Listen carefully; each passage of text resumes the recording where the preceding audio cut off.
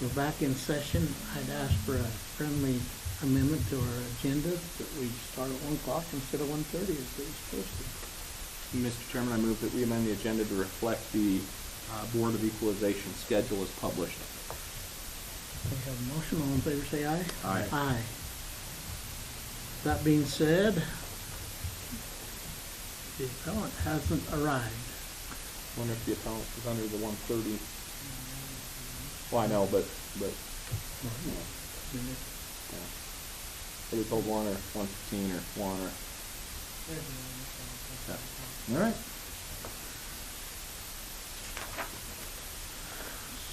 So, Our 2 o'clock one, did that one withdraw as well? no. So we have that one left. And then 15, we have a couple on We have 3 o'clock. 2 of them, and then 2 at 4 o'clock. And then if we want to, we can read over the administrative, look them over. Okay. They're at the bottom of the schedule.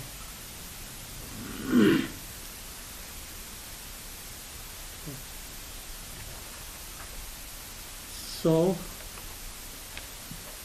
I've read through this one.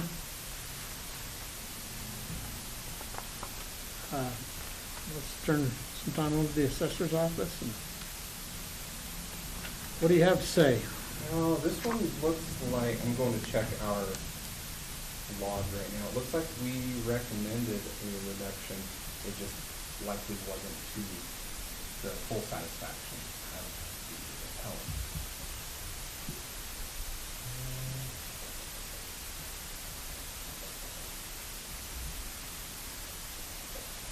Yeah, it looks like there were some changes. And with those changes, let me pull up the actual parcel so I can give you hard numbers. It looks like there was a reduction. Yeah, you have it on the worksheet here. Mm-hmm. And while I wait for that to pull up, it looks like whatever the appraiser had found lowered that value to the 368,479. And with the ones that we've been able to look at this year, we've found a couple. There haven't been a lot. We've made enough corrections over the years that finding opportunities has become few and far between. But without being able to pull up that data, I support lowering the value to what's on that worksheet. Okay. And this is one that really, it confused me a little bit. 'Cause in 2019, they come to BOE, and we went, from 311 down to 297, but then last year, without a BOE, we dropped it $50,000. Last year it was 242,951, and then this year we went up to 411 originally. So I can see why this guy would say, what the heck's going on? And I think what we had here is this parcel was just sketched for this notice. So what was very likely applied in 2019 is a trend that in 2020 it was found to apply a lesser trend that year. And so then once we get it drawn in, we have found that it's kind of thirds. About a third of these ones that have not been drawn in are really close to their value. About a third are low, and about a third are a little on the high end, but nothing that's caused any great concern for us. And this one looked like it was one of the ones that was certainly on the low side. When we looked at the home itself, seeing a 3,200 square foot building of its makeup, it's what we're seeing as far as prices in the latter end of last year. And that's looking at his, he's not bad. He has quite a few pictures there, and the roof and the concrete damage, and he's got bids for everything that he's talked about there too. Is that ever taken into consideration? Depending on what the issues are, what it can affect is the condition of the home. That's the biggest thing. Yeah. If we find that due to the whatever maintenance issues there are, that the condition of the home may have fallen from average for that age to fair, or in some cases even to court.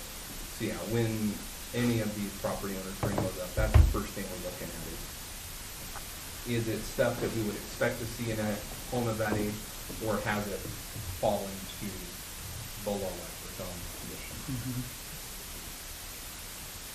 So like I say, we're looking at this worksheet, the assessor's office has gone from 411,609 to 368,479. Comments from the commissioners? Your 368, with a 3,200 square foot house, even in crappy condition, I think you're probably, I mean, as I read through this and I look at all the guy's stuff and what he's claiming, well, the asphalt patching and some of the broken concrete and some of the other stuff, you know, and carpet, I get that.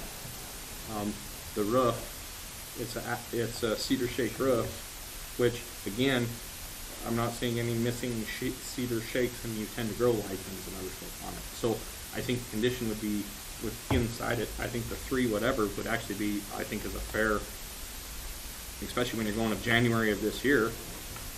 Reading through Mr. Seiler's letter, while he is concerned of some of these conditions, I don't think it would be outside of the condition for a 27-year-old house.